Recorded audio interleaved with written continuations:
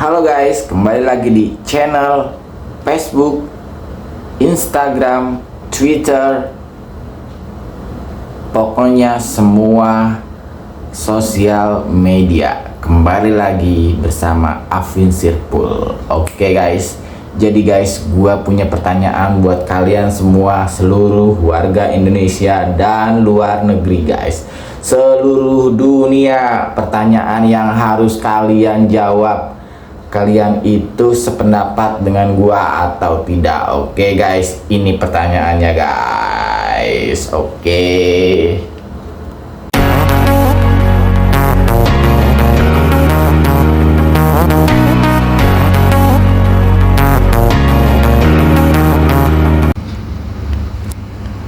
Jadi guys, pertanyaannya adalah, mengapa bank tidak menjanjikan adanya pengembalian dana terkait penipuan? Dana dikembalikan atau tidaknya dana tergantung kepada itikat baik penerima dana atau pelaku penipuan guys.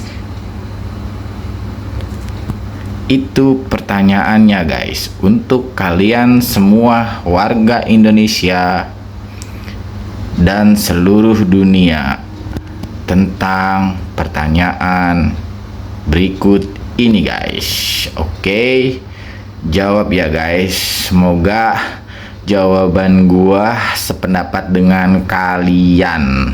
Oke. Jadi guys, gua mau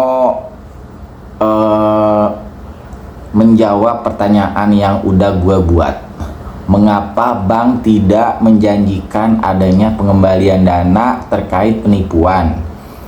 Pengembalian atau tidaknya dana tergantung kepada itikat baik dari penerima dana atau penipu guys. Jadi kalau menurut gua itu mungkin kalian sependapat sama gua atau enggak. Jadi kalian boleh komen, apalagi buat kalian yang pernah mengalami tindakan kriminal atau penipuan. Pasti kalian melapor ke bank dan ke polisi juga. Pasti semua bank selalu memberikan jawaban, selalu memberikan pertanyaan seperti ini. Mengapa bank tidak menjanjikan adanya pengembalian dana guys? Kalian kira-kira punya jawaban apa nih? Kalau menurut gua pribadi, mengapa bank tidak menjanjikan adanya pengembalian dana? Karena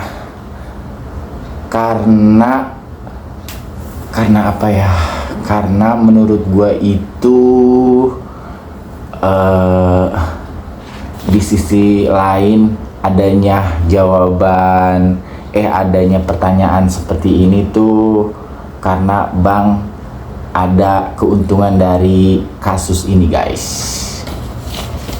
Jadi menurut gua nih, misalkan ya, gua sebagai korban, terus ada orang ini penipunya nih guys. Jadi kan otomatis kita yang korban itu lapor telepon ke pihak bank bahwa kita mengalami penipuan gitu guys. Lalu kita telepon tuh ke customer service, kita jelasin kronologisnya tuh seperti apa dari awal sampai akhir, bla bla bla bla bla, seperti itu. Nah, lalu dari pihak bank itu meminta bukti. Setelah cerita kronologis itu meminta buktinya apa aja tuh. Nah, lalu kita kirimlah tuh buktinya tuh semuanya. Setelah itu bank pun menyarankan lapor ke polisi. Lalu kita pergilah ke kantor polisi untuk melapor kejadian penipuan kasus seperti itu. Nah, setelah polisi kita dibuatin laporan, lalu dokumennya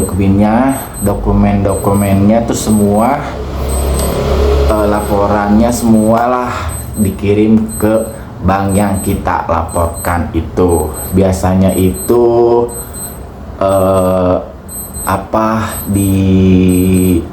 dikasih waktu 7 hari guys. Nah, jadi menurut gua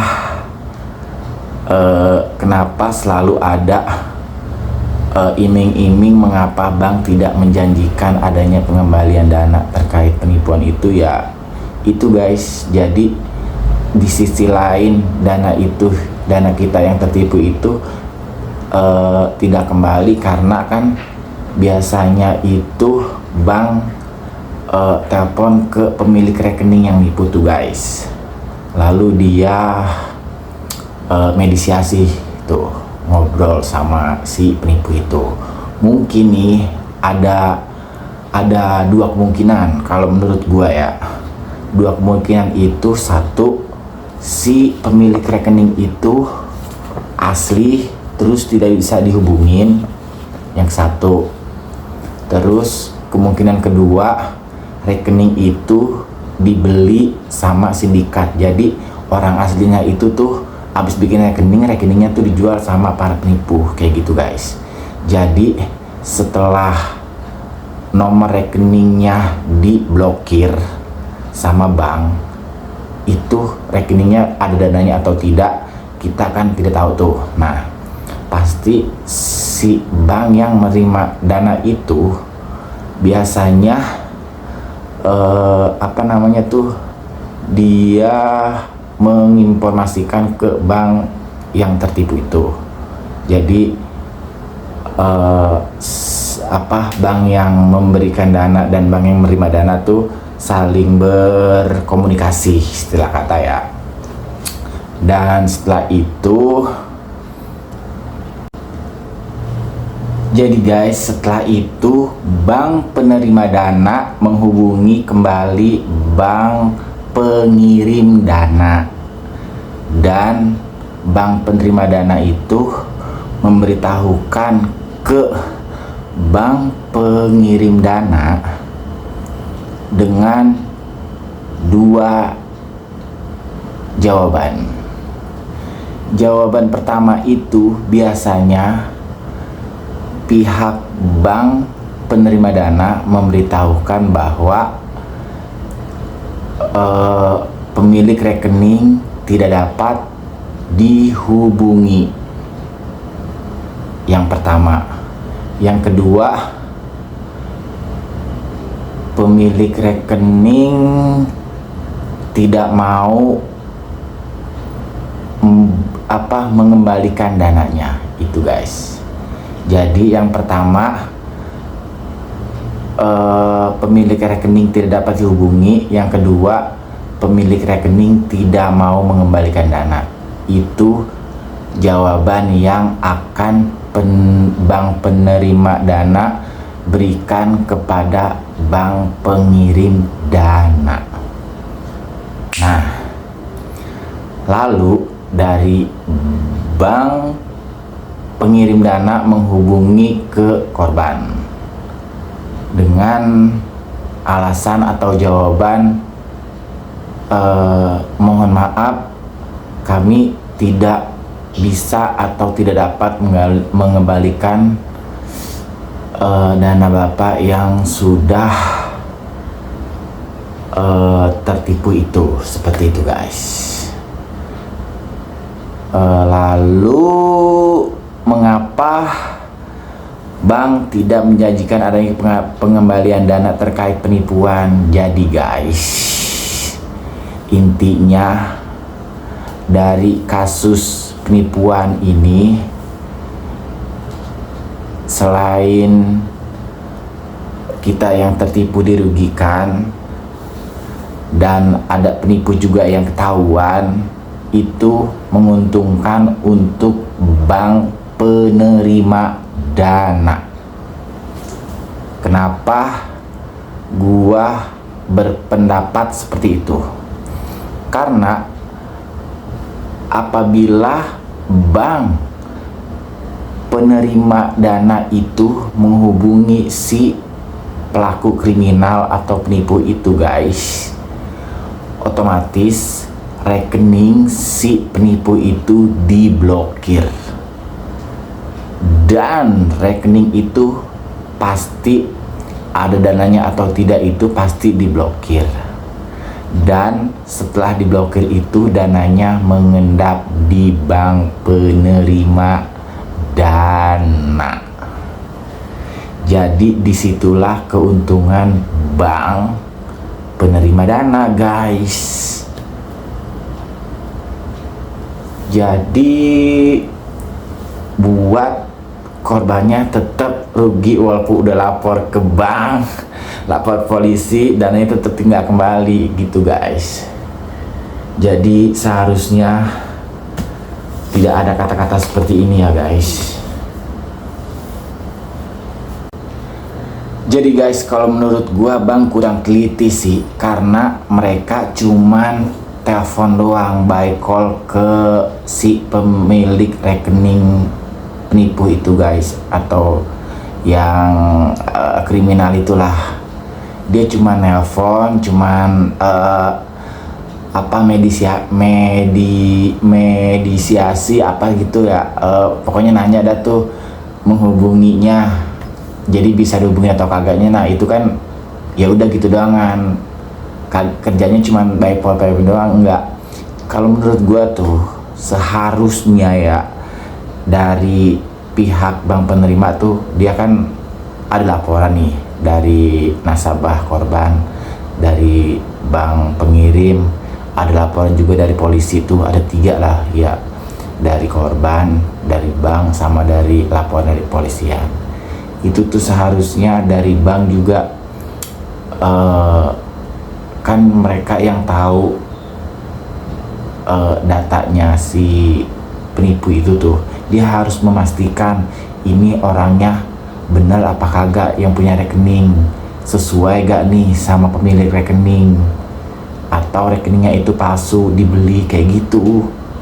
Kalau nggak kayak gitu mah ya nggak bakalan ketemu pasti, karena kerjanya pengen gaji gede tapi kerjanya cuma nelpon doang, nggak datang turun langsung terjun untuk mengecek ke pemilik rekening, datang ke rumahnya kalau nggak bisa dihubungin, kayak gitu dong seharusnya, ya nggak sih? Biar lebih detail gitu memecahkan kasusnya gitu loh. Jangan cuma telepon nggak bisa dihubungin udah diem, berarti wah enak nih kita untung, kayak gitu jadinya loh. Kan bete juga itu sebenarnya. Oke guys, gitu aja kayaknya. Kalau ada salah-salah kata nih, atau menurut kalian pendapat gua salah ya, tolong di komen lah, tolong dibantu share juga gitu. Mungkin tidak sependapat dengan kalian mungkin, atau kalian tidak sependapat dengan gua, menurut kalian itu seperti apa yang benar. Bolehlah kita saling kerjasama untuk memecahkan masalah ini, karena masalah kasus penipuan ini semakin hari semakin banyak dan semakin banyak. Oke guys, gitu aja. Terima kasih guys. Jadi guys, gue udah gak bisa ngomong apa-apa lagi. Pokoknya jangan lupa ya, bantu share, komen, pendapat kalian curahkan. Oke, bye, terima kasih, bye bye.